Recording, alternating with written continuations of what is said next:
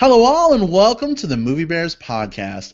I'm Brad Harrison. Each week, I'm joined by hunky, hairy, huggable homos who love to discuss film and, basically dish about all things silver screen.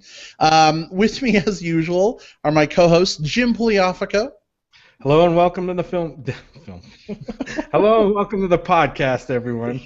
Oh, it's been a long day. Long day. With us as well is, of course, Will Lindis. Hey, viewers, listeners, welcome back. And we are also very, very happy to welcome an actor from the new HBO film, The Normal Heart, Adam Shapiro. Welcome to the show. Hi, guys. Thanks for having me. Good to be here. Good to have you here. So, Adam, we totally want to get to know you a little bit, and we'll talk, of course, about The Normal Heart as well as what you've got going on post The Normal Heart. But maybe you could give our listeners a little background on who you are and what you do. Sure. Well, my name's Adam Shapiro. I'm originally from Indianapolis, so I am a Midwestern bear at heart. I don't know what that meant. It seems like a gesture. Midwest. I think you can make it. Yeah, there you go. Midwest. There you go. Midwest. Oh, hashtag gang signs on Movie Bears podcast. But yeah, so, I've been living in New York City for about 10 years, and I've been doing mostly stage work, mostly musicals in and around New York. I've toured across the country. I've toured internationally. One time I toured the country as a dog. So they actually, if you can believe this, put more fur on me. I mean, dude, I could have done the show without. So the bulk of my background has been in theater, and then in late 2012, I got a great new manager, and about 4 or 5 months later, I get an email from him that he had set up an audition for me for HBO's The Normal Heart, and I thought he was kidding. I was like, everybody in town's trying to get into that. How did you get me into that? And turned out that there was this new character they were adding to the film that was based on one of the founding members of the GMHC, and he was a big hairy bear. Nice. And so that's what they were looking for. And so, hey, you know, so I went in and got to do the greatest job of my life. Truly. Well, I think we've all seen it, right, guys? Oh, yeah. Absolutely. Yeah. Oh, yeah. Like we wouldn't do our Yeah. due diligence. Really, come on. I was like, do I need to test? Do I need to test everybody? Yeah, it's the thing about the thing, right? Yeah. No. It's the thing about the thing, you know, with the guys that have the thing. In the place. It's the guy, and then there was the thing. No, yeah, me and my boyfriend had a good little cry fest watching it. As I think is probably a lot of people's. I think, yeah, I always, people would tell me, oh, I'm gonna watch it tonight before I go to bed, and I'd always be like, bad idea. Don't watch it right before bed. Seriously, don't watch it right before bed. Yeah, no, it's a very powerful piece. I don't know. Do you guys know the history of the play? Only a little bit. I know it's pretty old, right? It was written back in the 80s. 85. Yeah. It was one of the first plays to be produced in New York about AIDS, and the film ends in 84, right after the lead character loses his lover. The lead character is based on Larry Kramer, who wrote the piece. So pretty much right after that time period, he sat down and wrote this play. It was produced off-Broadway in 85, made huge impact, and it was going to be made into a movie in the early 90s. Barbra Streisand got the rights, and she was going to direct it and play Dr. Bruckner, the role that Julia Roberts played. And I don't think anyone will ever know for 100% sure what happened. The major creative differences between her and Larry Kramer. My suspicion is she wanted to change some things. things. Mm. Larry said no, and there's two people you don't say no to. One is Larry Kramer, one is Barbara Streisand. Of course. So, Something was going to give. Exactly. So movie never got made, and the piece really kind of could have faded into obscurity and sort of blended in with the tapestry of all the other pieces that were being written about AIDS in the late 80s, early to mid 90s. And then they decided to revive it at the public in 2008. 11?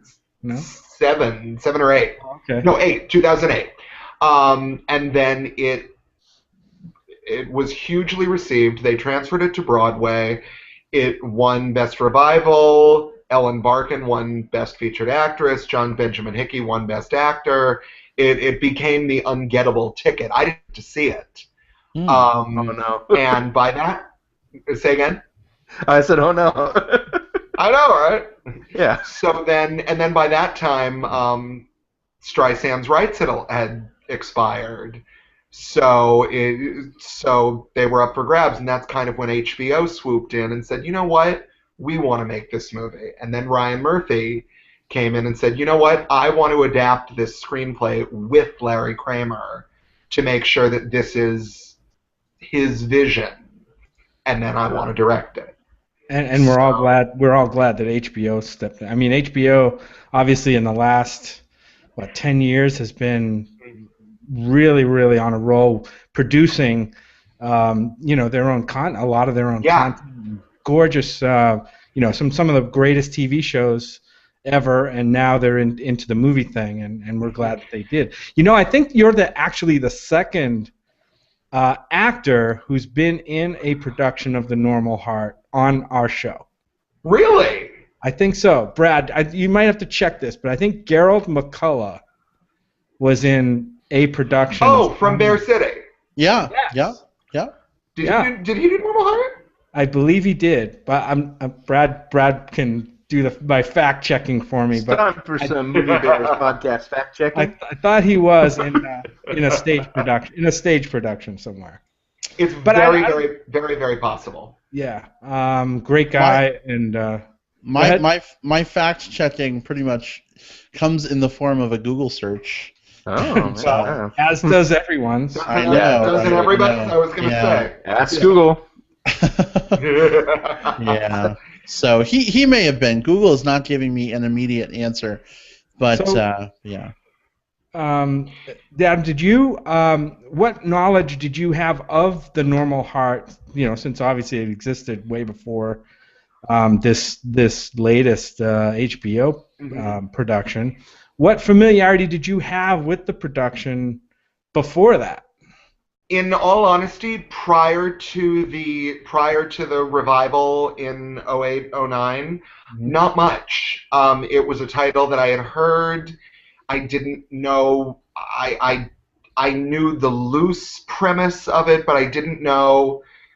I didn't know the specifics. I didn't know that it was one of the first pieces. I didn't know that it was basically ripped directly from the lives of Larry Kramer and all these men. And I learned all that as it was being done on Broadway, and I had friends who would go see it and come away just shattered.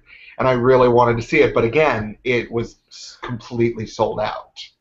So you just couldn't. So the funny thing was when the rumor mill started telling us that HBO was going to do it, my first thought was, oh great, I can't wait to see it. I'll finally get to see it. Didn't even, never for 1 second went further than that.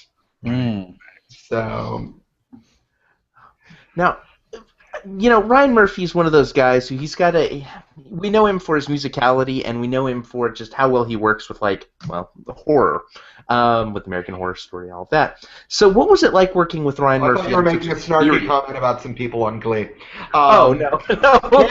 Kidding! Oh, boy. Yeah, but what was it like working with him on this project? Well, it was really interesting because he was so focused on getting this right, on making sure that this was done to his vision, to Larry's vision. He was very focused, which meant he didn't always have time to like chat and small talk. And at first I was kind of like, oh, maybe he doesn't like me. So not the case. He was just he was so concerned, as to be honest, as was everybody, on and off camera. Everybody, I think, really knew that we were working on something important, and so it his job was probably tougher than anybody's, and so it was just it was inspiring to watch him work. And then as we went along and more got done, and he could sort of breathe a little easier, he started to warm up. He started to chit chat. He started to smile. We took a selfie my last day on the set. And Awesome. I don't know if you can see it if I put my phone up to the computer, but I'll try. And he really, and then at the premiere party, he just couldn't have been sweeter. He's very genuine. He's very heartfelt. It was really cool. And you can see a couple of times in the movie. You remember the scene where Matt Bomer gets on the subway and he sees the kind of emaciated man, and it keeps cutting back and forth, and there's the red light on the subway. To me, that was kind of reminiscent of American Horror Story. Yeah. Yes. I was like, he's kind of borrowing, he's kind of cashing in on that style a little bit. Let me see if you can see this. This is my selfie with Ryan Murphy. Oh, awesome. Oh yeah, sure enough. Awesome. Nice. That's sweet. Yeah, he was great, and he was really, I think, exactly the right person to head this up. Absolutely. So, obviously a very serious project. That's good that Ryan Murphy was able to have a little fun. I was just curious, a lot of the gays adore Julia Roberts. Was she fun to work with? I mean, I know it was serious, but I mean, how was that? Well, okay, she's awesome. I'm gonna preface this by saying she's awesome. First, I got to be on set with her 2 days, and the first day was that scene near the beginning where she's telling that room full of men, you have to stop having sex or you're going to infect each other. That was my first scene in the film. It wasn't the first scene I shot, but it was my first scene in the movie. And so for the entire day, I had to make that bitchy remark over and over and over. And then she would come and zoom past me and just shoot me a death look. And over and over and over again. And I started to feel really bad. Oh no. I started to be like, oh my God, I'm being so rude to Julia Roberts. And I tried to go up to her at one point during a break and say something nice to her. And she sees me coming and she just goes, oh, don't even try to talk to me. She was kidding, but at least I hope she was kidding. But yeah, it was just, and even though I knew everybody was playing, I knew everybody was kidding, I kind of couldn't help but walk away thinking to myself, oh my God, she hates me. Julia Roberts hates me. It's like every gay man's worst nightmare. I know! It's like you're either, Julia Roberts hates you or you're the guy that pissed off Cher's family. It's... And you had to be that guy in that scene with the... And I had to be that guy in that scene. Now, here's the funny part. At the wrap party, I see her and I say, I'm going to say something nice to this woman if it kills me. And so I go up to her and she makes another little pseudo bitchy comment. And then we laugh and we hug and we're good. And I told her, I said, it was so awkward for me to have to keep saying that to you. My God. And she looks at me and she goes, awkward for you? I had a room full of men yelling at me all day. Yeah. And I thought about that and I was like, wow, I didn't even think of that. Because in my mind, she's Julia Roberts. She's an Oscar winner. She's a legend. What does she care? Right. And no, she's still a human being. Well, but I mean, that just goes to show you how much she connects with the character and gets into the role, you know? And as well as you do too, because you're now feeling bad because you had to be that guy. So I know. I was like, I'm sorry. I'm really not going to go to an orgy in New Rochelle. Right. Bella's totally the guy you want to hang around with and have that good time, but probably not the guy to kind of react in a room to the kind of a serious talking to. Yeah, not gonna be the most empathetic. Yeah, really, his really mind was not. elsewhere. In New Rochelle. But I tell you, you know, after that, she was just delightful, and I was on set the day she did her big scene, making that impassioned speech to the medical board, and I watched her do it over and over again, and she just was so there every time. And I'm just sitting there the whole time going, God damn. Right. There's a reason she's been as on top as she is for as long as she has been. Definitely a powerful moment in the movie. Mm-hmm. So I have a selfie with her too. Nice. Oh, that's so cool. Bring that one up. Oh, here we go. Nice. That's awesome. Oh, that is cool. So cool. Sweet. Very jelly right now. So tell me, you talked about how they created this character for this production, for this movie production. Mm-hmm. I assume, since I didn't see any of the plays, that there was no character of Bella, or there was a different character doing that role. The play has far fewer characters than the movie did. The play has, I think, 9 or 10. So you know, one of the things that was really cool about the movie was that they were able to add everybody in the film. Every character was based on a real person. One of the people that was involved with founding the Gay Men's Health Crisis, and so as a result, they were trying with the actors to get physical matches as close as possible. Now, I never got to see a picture of the original Bella, who I think Larry's husband told me his name was Eddie.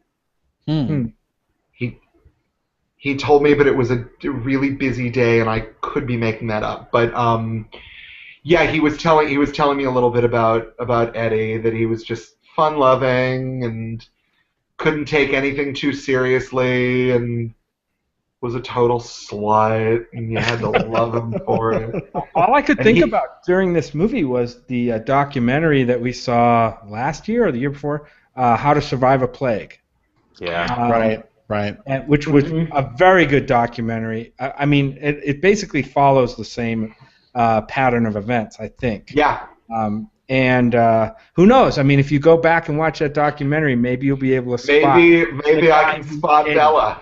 Yeah. That's him. That's me. But if you ever read Larry's novel, Larry's first novel, Faggots, there's parts in the book where he talks about, he calls him the Divine Bella, and that he's at all these clubs and he's in overalls with his chest hair spilling out. Hot. And hello. And he also had they told me that this guy that Bella's based on had a uniform fetish. So for my callback, they asked me to come in a uniform, and they gave me a choice of mailman, Cub Scout, or gas station attendant. Wow. Can you guess which one I chose? Gas station attendant? Cub Scout all the way. Oh. Right on. Little kerchief and everything. Awesome. Oh, kerchief. I got one of those like Smokey the Bear Ranger hats. Wow. I said if I don't get this role, it's not going to be for lack of trying. You might as well go all the way to the most controversial one, right? Yeah, exactly. Well, the irony is, I don't know, were any of you in the Scouts when you were kids? I was a Boy Scout, not a Cub. I was a Cub Scout. Yeah. You were a Cub Scout. I was a Cub Scout. I quit after a few levels. You know the last level I completed?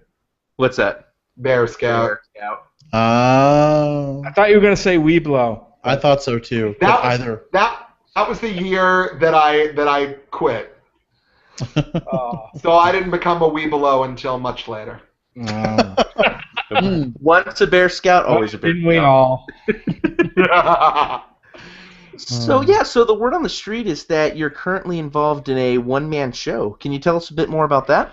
I'm going to be putting together a new solo show for 54 Below, which is, if you're not in New York, it's the nightclub space under Studio 54. That's the upstairs at the theater is where Cabaret is playing right now with Alan Cumming, and then downstairs is the nightclub where they have, for a solid year, they had nothing but like Broadway legends there. Patti LuPone opened the place. Wow. And so I'm going to be there September 2nd with my new show that we're calling Nothing Normal.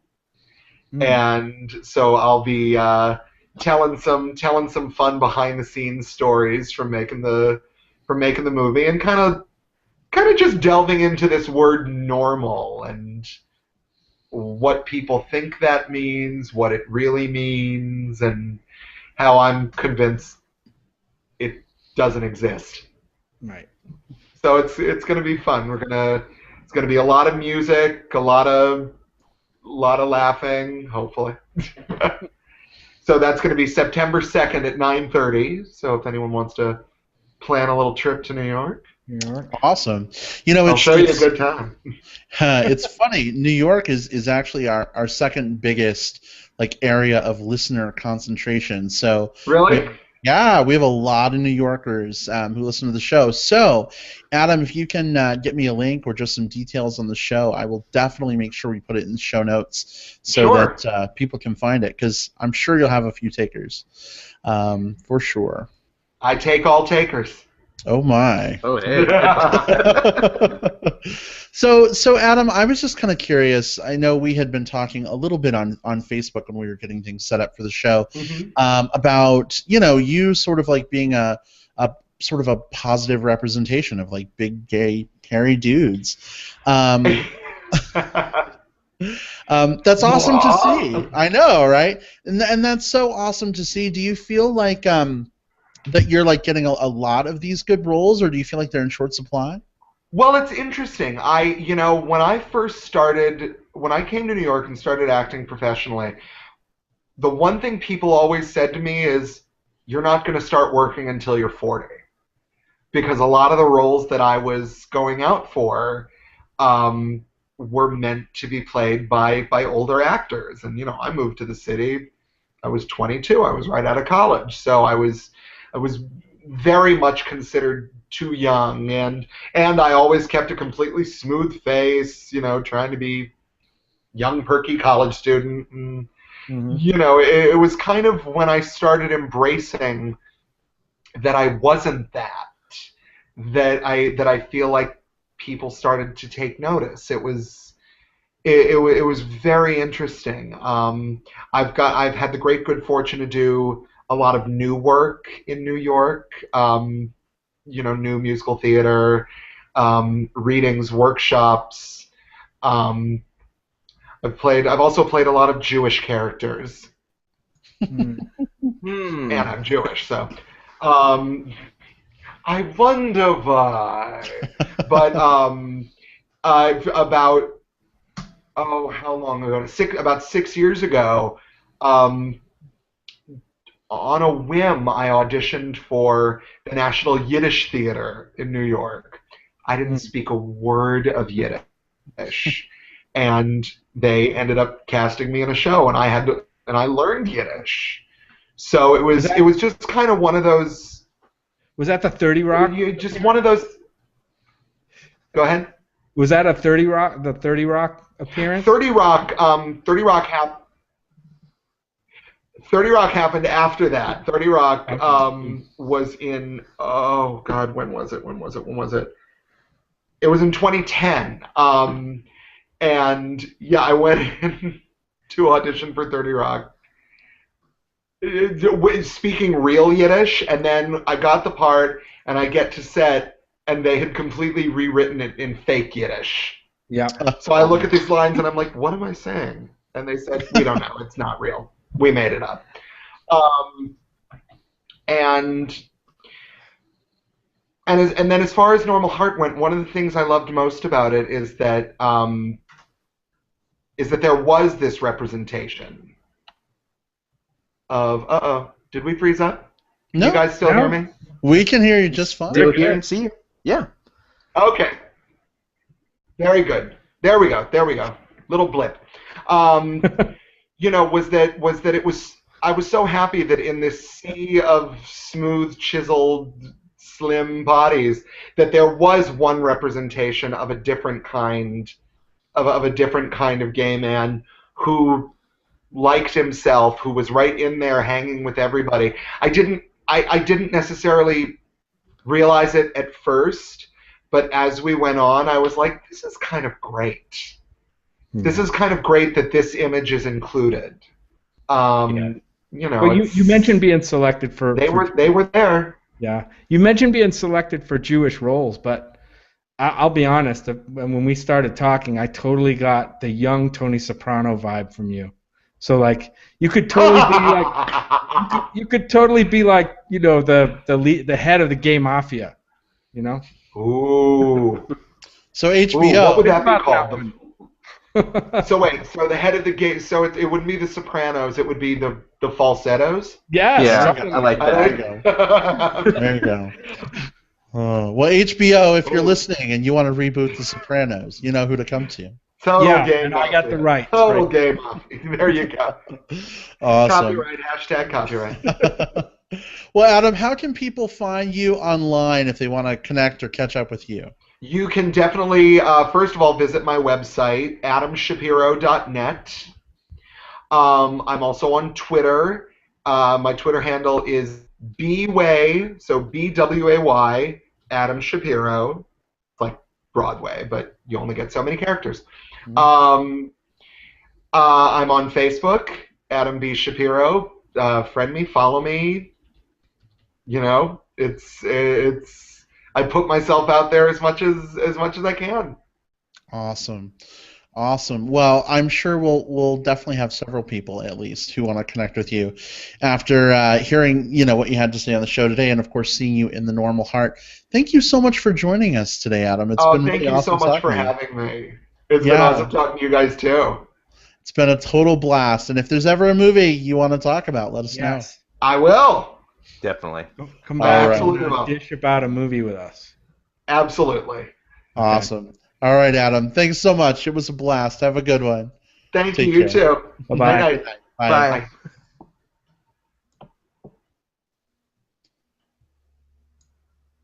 All right. Wow, that was a lot of fun. That guy gosh. Yes. That was cool. And he's not on here right now, so I don't feel as bashful saying, "Wow, he's cute." He's super hot. Big thumbs up. 2 thumbs up. I don't know if you guys noticed, but like he was totally like wearing a shirt with a few buttons. I did.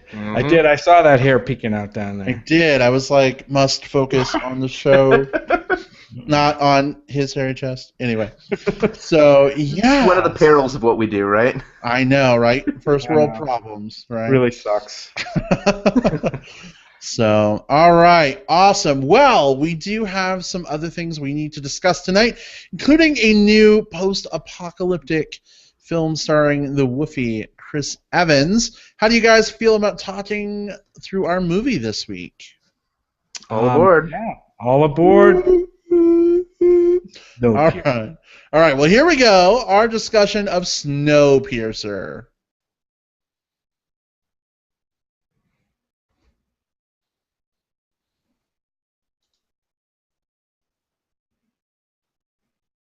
All right. So, as is typical with this part of the show, we are going to start off with a non-spoilery discussion of the film and whether we think you should see it. Jim, question for you. Maybe you can kick us off. Is this a yes or no? No. This movie didn't exactly have a super huge, immediate, wide release, whatnot. Some people may be unfamiliar with it. Can you just give us a little bit of little summary of what Snowpiercer is before you tell us if we think we should see it? Yeah, sure. So, on the surface, right, this movie is an action-adventure movie, thriller / sci-fi, set in, as you said, a post-apocalyptic world on Earth in the near future, where after an attempt to slow global warming apparently by seeding the clouds with a chemical, we've actually fucked it up and plunged the entire Earth into a long, frigid ice age, where everyone and everything on Earth has frozen and died, except for a few people, well, a few hundred people maybe. It's hard to say. We really don't know. But let's just say a few hundred people who have been kind of rescued and collected aboard this giant or this long train called the Snowpiercer, which the entire movie takes place aboard this train, and the train is powered by a perpetual engine. I think that's what it's called in the movie, which makes the train constantly in a state of motion at high speed on a track that takes it around the Earth, never stopping for years and years and years. And the population aboard the Snowpiercer are set into rigid class structure, with the haves at the front of the train and the have-nots in the back of the train living in relative filth, bad conditions. And this is where our conflict starts, with the downtrodden underdog heroes in the back attempting to fight their way to the front of the train under the notion of basic fairness and justice, basically. So, I mean, what the movie's really about, under the surface, after you get through all of that class struggle and fighting, there's some great battle scenes. It's really about social hierarchy and order. It kind of makes us examine how much a class structure maybe is needed for us to survive. There's some pretty fascinating ideas at work in this movie underneath the surface of a very entertaining sci-fi thriller adventure movie. But yeah, I mean, that's basically what it's about. So the Snowpiercer is a train that pierces snow. That pierces snow, right? That makes sense. Yeah. And the movie stars. Let me just go through real quick. The movie stars Chris Evans as our protagonist. And I got to say that if people didn't know that Chris Evans was in this movie, they just walked into this movie, they may not know that they were watching Chris Evans for a lot of this movie. You know what? I will just echo that right now. I didn't know a lot about this movie going in. I think I saw a trailer, but I didn't really pay that close of attention. So, like, the first half an hour of the movie, I'm like, who the hell is this guy? Like, A, he's hot, but B, I know him from somewhere. And then, like, the first time he's, like, standing up on top of something, assuming a pose, I'm like, oh my god, it's Captain America with a beard. He just needs the shield. Yeah. Wow. Yeah. Awesome. It was, yeah. I didn't notice a Captain America pose, but maybe you did. Maybe there was one thrown in, like, as a...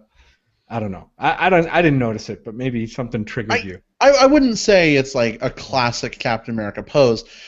We've seen him like in so many different like fighting things, and there's some fighting in this movie that it's like when he's going through, I was like, oh wait, yeah, Chris Evans, got it. Chris Evans is a guy with presence. You know, he's on camera, especially nowadays. Like he's really developed into a very capable leading man, the type of guy that you can put at the forefront of your action movie and rely on him for the emotional beats and for the action beats. So I can see what you're saying, Brad. Even if it's not like an exact, like, him hiding behind a shield and like looking like Captain America, he's got just such poise and such charisma that when he gets into that, like, I'm going to stand up and I'm not going to take this shit anymore. Like, you can see Captain America standing up and saying, I'm not going to take this shit anymore. And not to diminish anything that Chris Evans does with this role, because I think that, like I said before, he really establishes himself as a guy who can take the point. Maybe later we can talk more about that, but I think that he had a chance to do way more in this movie than he did in either of his Captain America appearances yet. I mean, and I think that's not necessarily his fault in the Captain America movies. I think that's just the way those movies are structured. You live in Marvel's cookie cutter character world, and there's not a lot of range you can do with those characters. But that's arguable, and we can have a discussion around that. Also in this movie we have Tilda Swinton, who's on a super hot streak, right? She's in Grand Budapest Hotel. She's in Only Lovers Left Alive. She's been in a few more that aren't coming to my head right now, but she's in this movie as well. You have Oscar winner Octavia Spencer in this movie, playing a totally different role than you might expect her to play in any other, certainly from The Help or any other movie. Just a lot of surprises in this movie. And is this where I can say whether I think people should see it or not? Yes, say it. Yeah. Yeah. I mean, I really love this movie. Probably going to be pretty high on my list at the end of the year. I hope it makes it. There was just a lot to be surprised by. This is directed by a guy named Bong Joon-ho or Joon-ho Bong. I don't know. I've seen it laid out both ways, so I don't know which way they do it. Joon-ho Bong. What is it? Joon-ho Bong. Joon-ho Bong. Yeah, I've seen it the other way around too. I don't know why they do that, but anyway, this guy is a guy I first took notice of with a movie called The Host, which I saw back when it came out in 2007. A really good homage to the monster movies like Godzilla, and Creature from the Black Lagoon and all that stuff. Really good movie, and this is another one. I'm definitely going to see more of his movies. And here we are again, right? We have a movie. And this theme comes up a lot with me anyway. Of the movies I liked, it's another film that pretty much comes out of nowhere. Now, granted, I read a lot of movies. Us on this show, we read a lot of movie blogs, so we see the news, we see the casting news, we see directors who are attached to different films and release dates. And so I read about this movie long before it was released here because there was a big thing about the Weinsteins wanting to cut the movie down and getting at odds with the director, and luckily the director I think won out for the better. But anyway, if people go into this movie and give it a chance, I think they're going to be very pleasantly surprised because I think outside of the circles that read the movie blogs, not a lot of people would know about this movie. And I think maybe that's a good way to go into this movie. I will say, go out and see this movie if you can find it playing at a theater in your town. At this point, it's the widest release I think that it's going to get, but it's also being released VOD. Did you guys know this? This Friday. Yeah. It's going to be put onto VOD this Friday, which is a strange approach to releasing movies to have it on VOD basically a couple of weeks after its wide U.S. release. So yeah, you'll have plenty of chance to go see this movie. No excuse not to go see it. Awesome. All right. How about you, Will? Yeah, so Snowpiercer was my most anticipated film of the year. So in some ways it's kind of disappointing, like, that's the one I've been looking forward to, and it's over. What am I going to look forward to next? But on the other hand, it ended up meeting a lot of my expectations. I enjoyed the film quite a bit, and I do echo a lot of Jim's sentiments. Yes, you should absolutely go see this. See it in theaters if you can. If not, video on demand is an excellent option. This is an interesting little film because it falls in a weird set of categories. This is director Joon-ho Bong's first English language film. So we've got a lot of American or English actors, people who he's not worked with before. You've got your Chris Evans and your John Hurt and your Tilda Swinton, your Octavia Spencer, and a few others. But then you've also got some Korean actors that he's worked with before, such as Kang Ho-sung, who was on the, Jim, you'd mentioned The Host. He played one of the lead roles in that film. But the other thing that's interesting about this is you've got a lot of American sensibilities built into a film by a Korean director based on a French graphic novel. And the French and the Koreans both have very very specific things that they bring to a lot of their media.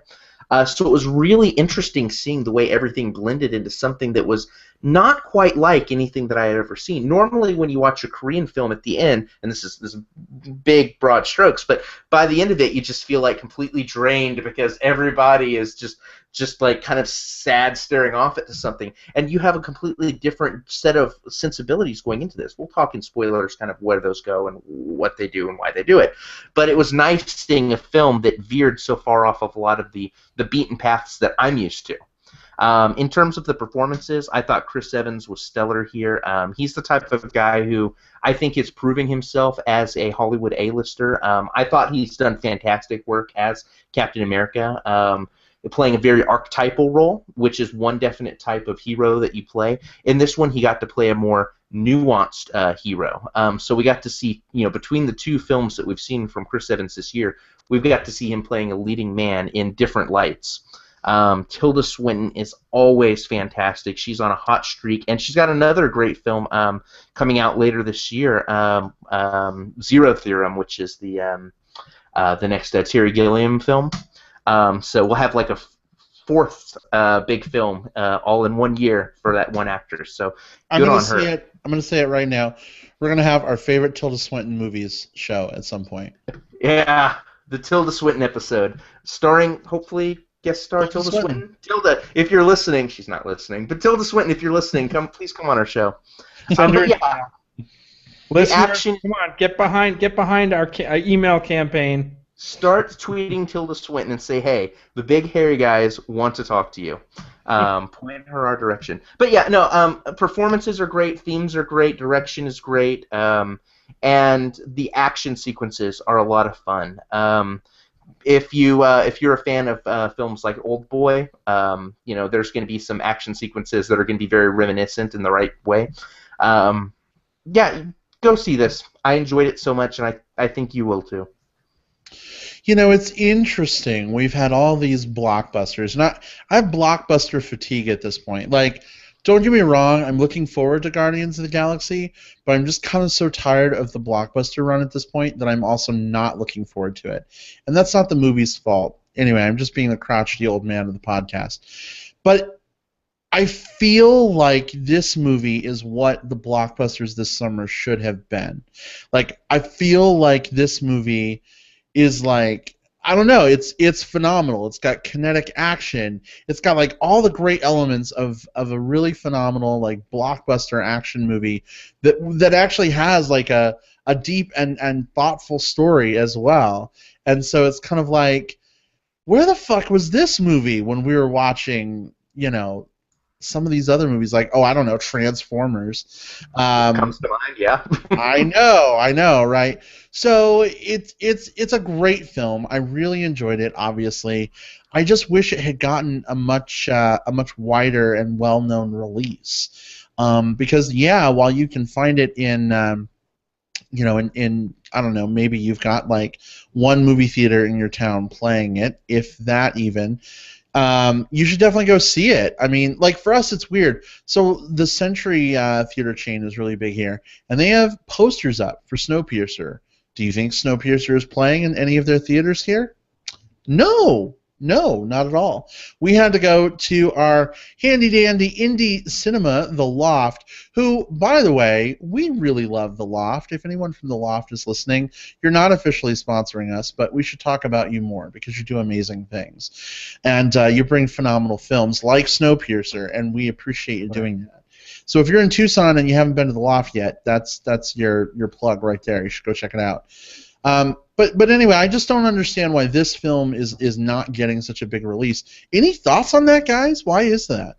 Yeah, I mean, we're dealing with from a mainstream perspective, from the mass audience, we're dealing with a bit more of an unknown commodity with the director. Yes, we know he makes great films.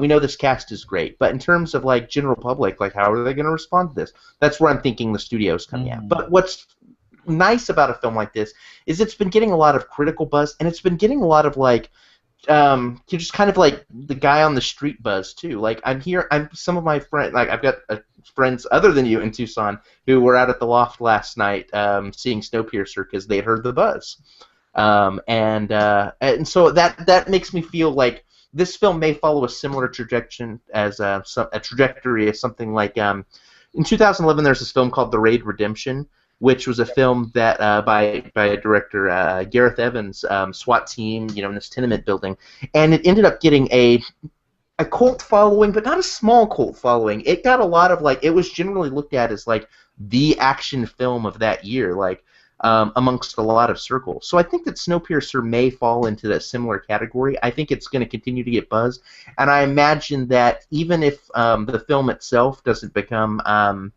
the greatest thing ever in terms of money that rakes in or what have you, I imagine this is going to do a lot of great things for Joon-ho Bong's career in terms of future American films. Mm. Yeah, I think one of the things that worked against this film was that when it was finished, the Weinsteins, who are the guys who put up a lot of the money for this movie, took a look at the movie and wanted to make some changes to the movie that the director himself was dead set against. One of them is, I think they wanted to cut parts of the movie out, and they also wanted to put voiceovers explaining the motivations for what was happening in certain parts of the movie, because they didn't feel that American audiences would resonate with some of the story. And so what happened was the director actually won the battle and was able to keep the movie intact against his producer's thoughts. And so I think, and I hope this isn't the case, that because it went in as the director's movie, the producers, when they made their distribution deal, probably didn't have faith that it would, that the American audiences would respond to it, and it gave it this kind of weird, very strung out release schedule. I mean, this movie was playing all over the world last year. Yep. And we it got was really big in France. Yeah. Yeah, we got it really late and very weakly distributed. So I think there's some weird stuff that happened in the business end of things to keep it, and it's really too bad. Because while it is kind of an international movie, you have a, you mentioned it, Will. We have a Korean director. We have, I think the movie was made in Czechoslovakia or something like that, with a Czechoslovakian crew, but we have American actors. We have Brit actors. It's truly a international movie. And the other thing is that this director in the past has, like you said, has never made an English-speaking movie. So that might have been something that they were a little bit afraid of also. That, people would say, oh, Bong Joon-ho, or Joon-ho Bong, is that it? Joon-ho Bong, yes. Joon-ho Bong, he's a Korean guy, he makes Korean movies. I don't like subtitles. I think I'm not going to go see this one. You know what it is? They were like, this director's name sounds like Ellen Page, freebasing pot, so maybe we shouldn't. Wow. Wow, yeah. Juno, that's a thing. Yeah. Sorry. Well, some people like the bong, Hey, we don't judge. We are not here to judge on the Movie Bears podcast. That's right. We're here to watch movies and talk about them, whether you're high or not. So. But Brad, you're right. I mean, in terms of it's amazing when I was watching this film how I was thinking about wow, that scene is real. This scene is really awesome. Why can't I get this thrill out of Captain America or Transformers or whatever? What was the other Marvel movie this year that came out? The Spider-Man. No, not Spider-Man. Spider-Man. That was. Spider-Man. I mean, I can't. It's crazy. This was a pretty simple story, and it wasn't. This movie could have been totally cliched, but it added inventiveness and surprises that blew me away. The social commentary that's in there, and still keep it entertaining as hell. So Definitely. Yeah, I don't know. So long story short, guys, and Jim, you did a phenomenal job of sort of encapsulating that. It's a pretty universal love fest here for this movie. We definitely think you should see it. It's really, really great. I want to talk spoilers. Are you guys down for that? Let's do it. Totally. Yeah. Right. The Snowpiercer is leaving the station for Spoiler Town. Be warned, you listen at your own peril. Now's your chance to sneak away for 15 or 20 minutes and then come back and hear our plugs. Here we go. Spoilers. Let's talk about the Snowpiercer itself, the train. I really, really loved sort of the setup of this thing, the different cars. Like, you know, you can really tell, like, at the back of the train, things are totally, like, grungy and industrial. And as you move up, you get all these different awesome things. Like, you know, you get the water purification, whatever, but then you get to, like, the car where it's like in the dark and they're having to fight, and I thought that was an incredible scene. But you keep moving up, we get to like the sushi restaurant, in the aquarium car where the last of Earth's fish are living. You know, you get the peach tree, whatever the fuck, garden. The arboretum. The arboretum car. You know, like, it's just so interesting because this movie is set on a train, and you're like, wow, it's on a train. Like, how fucking boring is that going to be? Yeah. But no, like, every time they're about to open a new gate, it's like, wow, like, what's on the other side? Like, I was totally on the edge of my seat to see what it was, and it just kept surprising and delighting for me the whole time. Was it that way for you guys? It was. Like, when you think about dystopia, and, like, the thing is there's been a bunch of dystopian films lately. We've talked about several on this show alone. And a lot of times when you look at, like, a dystopian future, there's usually the poor people live in the slums and the rich people live in, like, the big monolithic part of town, or the big manor, or the big castle, or the big whatever it is. And it's kind of predictable, and you kind of know what to expect, the giant monolithic government building. So all of a sudden with this train, you've changed the dynamic. You've got something different. In and of itself, that could be cool. But like you mentioned, car to car, there was something different all the time. They took this confined space, and they used it to the best of their ability, and I think that's a hell of a lot of ability, to make each setting unique and different. Imagine if you're watching a movie like like a guy running through the city, and then he ducks into the nightclub and takes a few minutes there, and then later on the next day he's at the government building. You've got all of these different settings all throughout the city or wherever he has. They do the exact same thing all in a single line train here. I was particularly impressed with the school sequence, just because that came out of fucking nowhere. Like, you open this door and all of a sudden you have all these little kids there, like, doing this chant to the leader, and singing a song, and it's all cutesy and kind of innocent, but at the same time, like, because it was so discordantly innocent, it felt a little more ominous because it was so different. Yeah, and that takes a lot of skill to make a classroom of, like, what, 6-year-olds super creepy without having them doing, like, stereotypically creepy things. Right. Kudos to the director for making each of the trains interesting, unique, and plausible within the suspension of disbelief of the world itself. Yeah. The other thing I really liked in this movie was the parallel between how the train was always moving forward, and yet the rebellion was always moving forward at the same time, and so was the, kind of like the pace and plot of the movie was moving forward at a very, high rate. Never really did this plot get bogged down until maybe, arguably at the end, maybe when we got to the end. But I think that was where it was supposed to. I just got this sense that everything was propulsive. Everything was being propelled forward, including the train itself. The music was very propulsive. It all gave you that same feeling of moving forward, and nothing really bored me in this movie. The school scene was, the school scene was incredible. There was a couple of surprises in that scene too.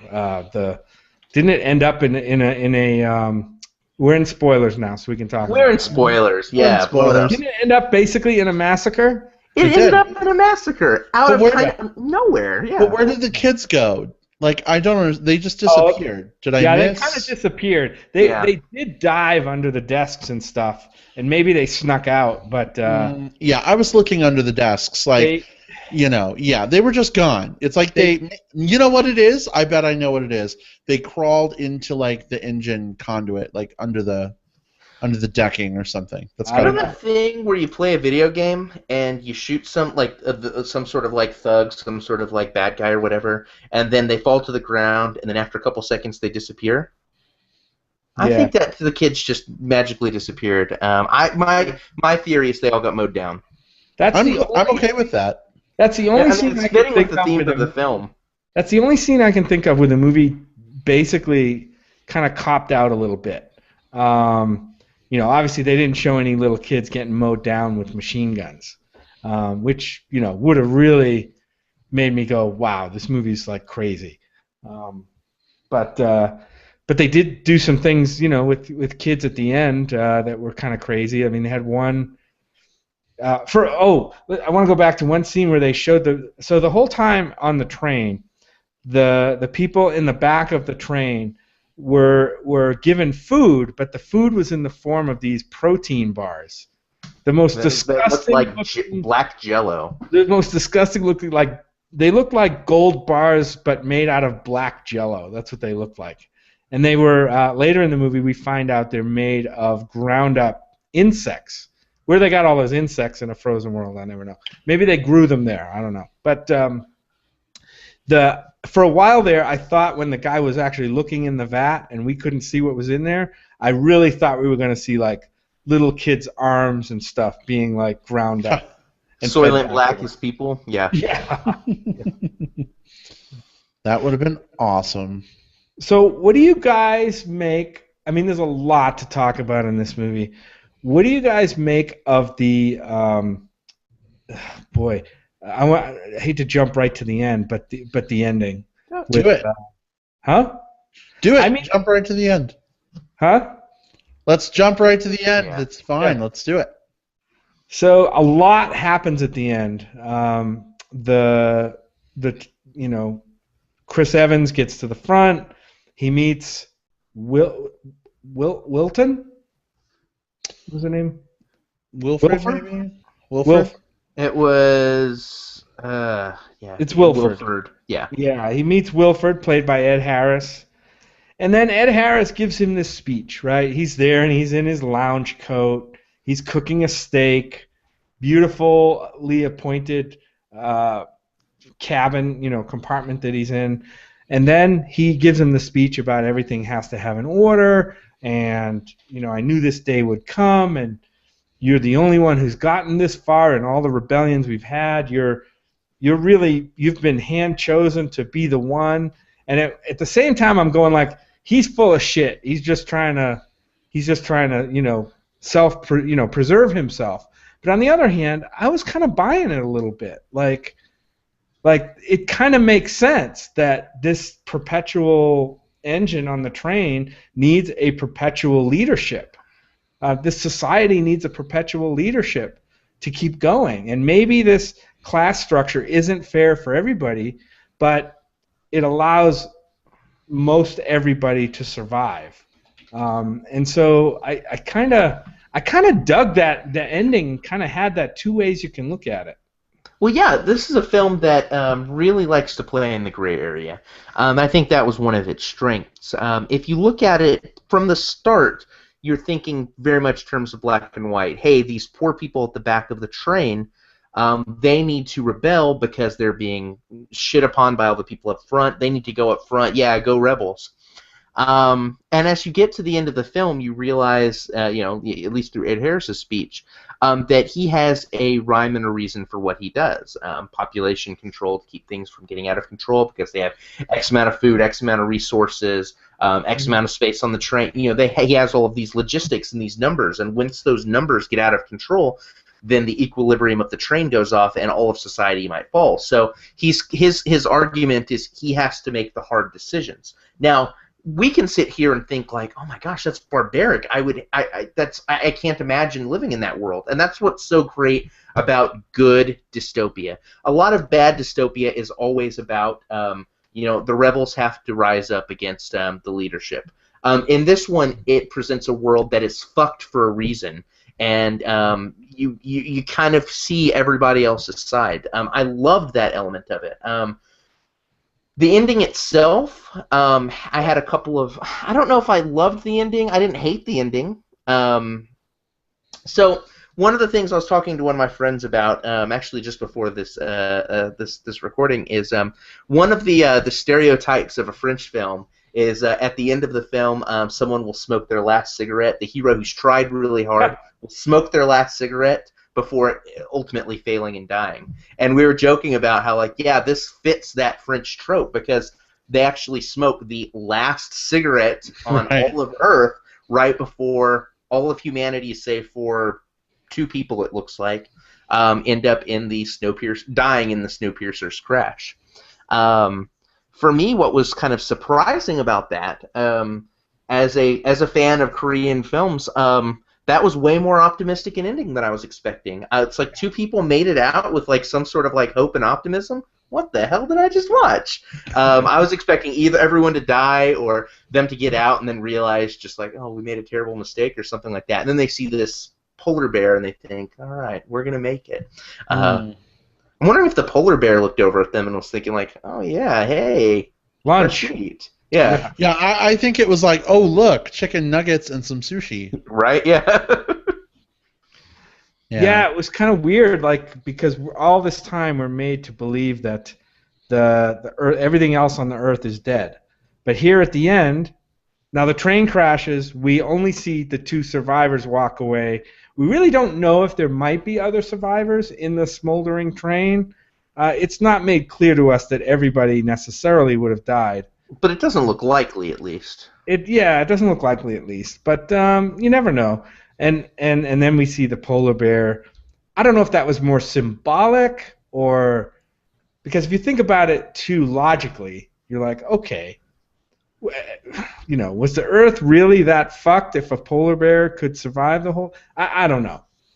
I think the polar bear was supposed to be symbolic of the fact that earlier one of the characters had mentioned how even though you could see that everything was frozen and uninhabitable, every year they pass the same area and you see less ice over one particular area. So there's a light thaw happening. The Earth is warming back up. So this is supposed to give us hope that, like, hey, it's warming up enough that the people that died before when they tried to escape the train, they escaped too early, but maybe these two can make it because other life exists. So I think it's supposed to be hopeful. So we really didn't solve global warming. No, we did. We can't stop global warming, damn it. It's an inconvenient truth about an inconvenient truth. Yeah. All right. Well, guys, anything else really to say about this movie? There's a lot to say. I mean, we could probably fill another hour, but I know we've gone probably over time as it is. Just, a lot of great action scenes that we haven't really talked much about. There's even a few scenes there's even a few moments of humor in this movie that I thought were pretty well placed. There's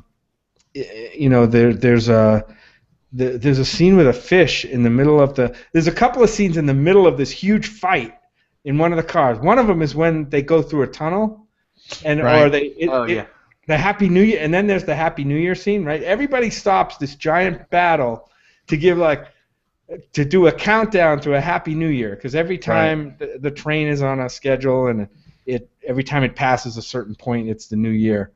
I thought that was pretty funny.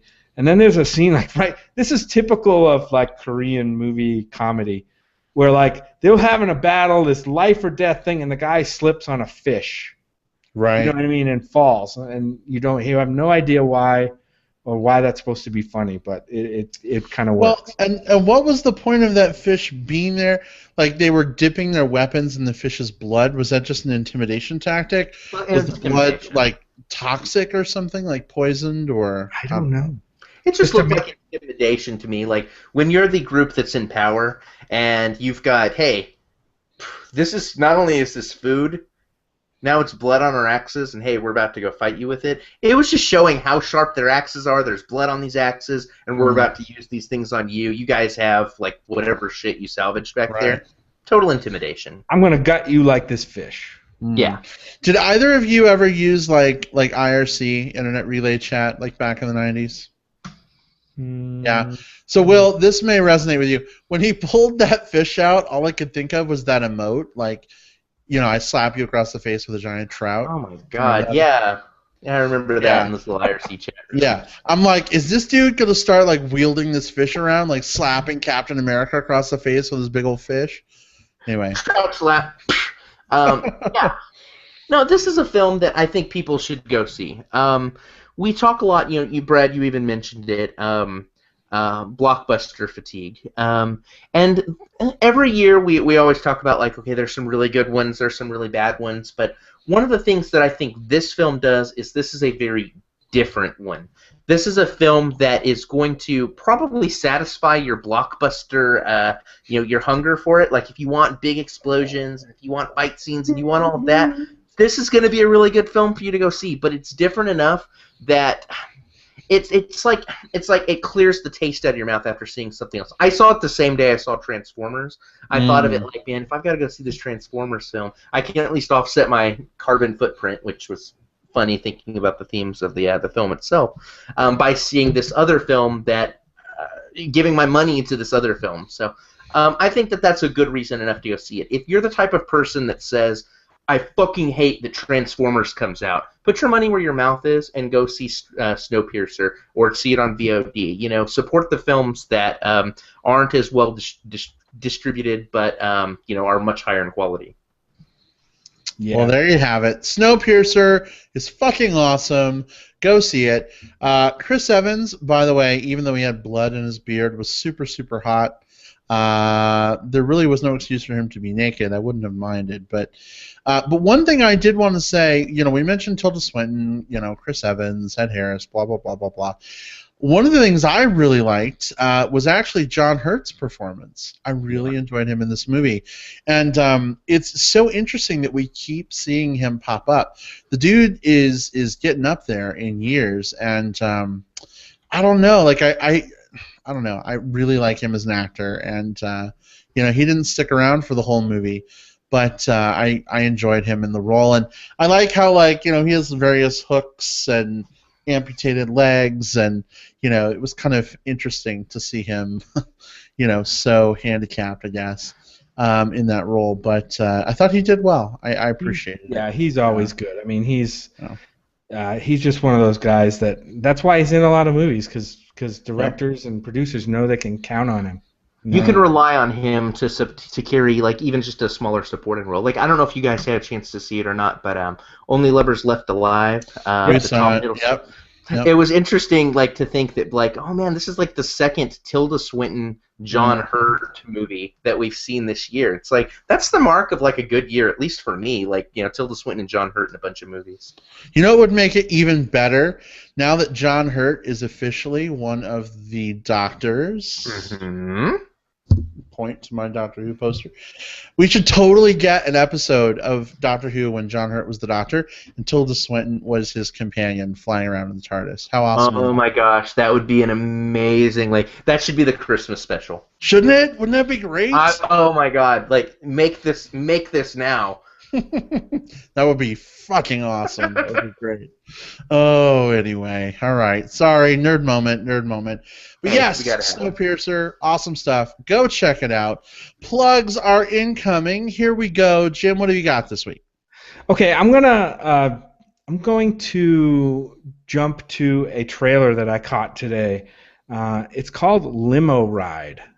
It's a documentary, actually, about that kind of recounts a crazy night of these people who are partying and renting a limo. And I think the way the movie works, I saw the trailer, it's absolutely insane. It's a recreation while people are telling the story of this night of debauchery, sexual craziness, drunkenness, rowdiness, danger, all centered around this limo that they rented for the night. It looks really nuts. I don't know when the documentary's coming out, but check out the trailer. It looks like something I've never really seen before. So I think it's called Limo Ride. Will, I don't know. Have you seen it or heard about this? I haven't, no. Okay. Check it out. It's interesting. I think it's going to be fun. Sweet. All right. Excellent. We'll have to check that out. Will, what do you got? I was going back and forth all day about like which movie I would plug, because I saw two over the weekend that I thought were both ones that you should watch for different reasons. And I think the one that I'm going to plug is Obvious Child, which is a comedy starring Jenny Slate. It's a comedy about she's this stand-up comedian in Brooklyn. She's in her 20s. She has this one-night stand and ends up getting pregnant. And so she's trying to decide like what to do with it. You know, should she go through with it? Should she have that abortion? And what is she going to do now that she meets up with the guy that was the that is the father? What's interesting about this is that sounds very, very, very familiar in a lot of ways, but it's less and less a drama about, like, you know, will she keep it or not, and more about, like, you know, what the process of a woman, like, confronting the idea of abortion and kind of what that does to her. As this person who is a stand-up comedian and is used to living her life kind of, like, more by the seat of her pants. So definitely think it's quite good. You know, there are a lot of sequences in it that are really stand out. You know, it maybe falls into kind of rom-com territory at a certain point, but you know, aside from that one complaint, I definitely think it's one of the more interesting films I've seen this year. Sweet. Awesome. All right. Well, for me, it's not exactly movie news. I mean, it kind of is. For those of you who are fans of the Harry Potter movies, you may also be fans of the Harry Potter books. And I don't know if you guys heard the news, but J.K. Rowling posted a new Harry Potter short story on Pottermore today. New content. All about Harry, who is now 34 years old. He and Hermione and Ron and Luna are at the Quidditch World Cup in the Patagonian Desert.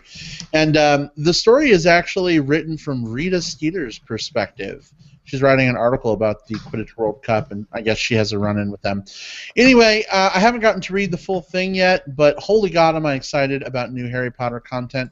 And there's talk that maybe this is a little test balloon precursor to gauge interest in new Potter books with Harry as an adult.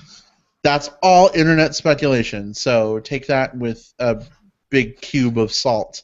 But I don't know. Will, have you read this yet? I did. So there's only two ways that you can read it right now. I mean, obviously it's the internet, so there's going to be more ways very, very soon.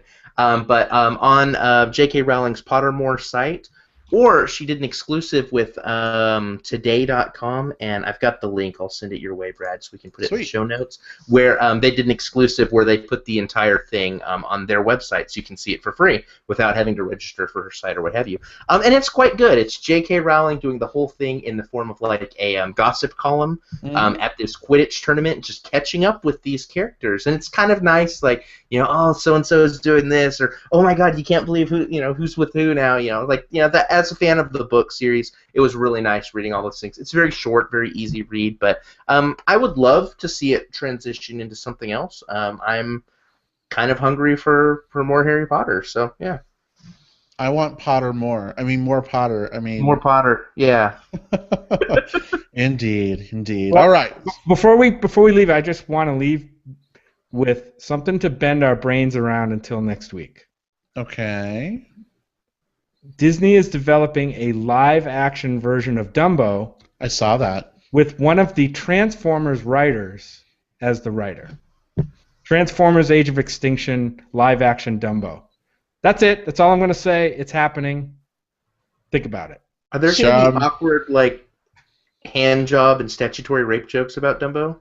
No, I don't know, but it's... I'm not gonna say it. Never mind. Sam Woodwitty, do you believe an elephant can fly? All right, guys. Well, it was fun as always chatting movies with you guys. Again, it was awesome having Adam Shapiro on the show with us today. Oh yeah, Adam, if you are listening back, thank you again for joining us. That was a lot of fun, and we look forward to maybe having you back sometime.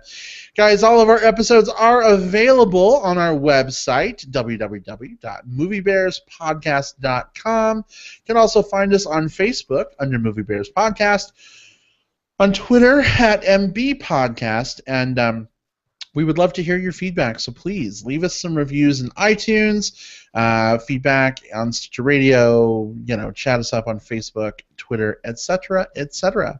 Have a good week, everyone. Not sure what we're doing next week. I'm thinking probably Dawn of the Planet of the Apes. Yes. Sounds about right. I think that's what we're feeling. Yeah. Okay. All right. Well, we'll see. All right. To those of you who are headed to Bigger Vegas this weekend, like we are, hope to see you there. If you want to chat movies at in the hospitality suite or something, definitely pull us aside. We would love to dish film with you guys, and we'll see you all later. Take care. Bye. Bye. Bye.